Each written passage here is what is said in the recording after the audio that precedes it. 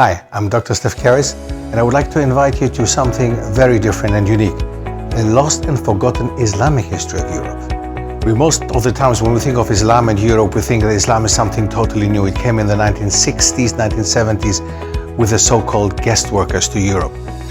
Islam is actually as old as the faith itself, and not only in the world, in specific parts of the world as we know, but also in Europe. In places such as in Al-Andalus, as it was called, places such as Spain, Portugal, Italy, Sicily, which to be an emirate, France, and even Switzerland.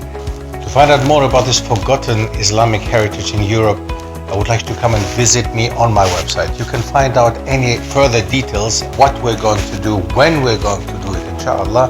Visit me on the website www.stefkeris.com and you will find out more about these workshops, what exactly this hidden heritage is all about. You will be surprised.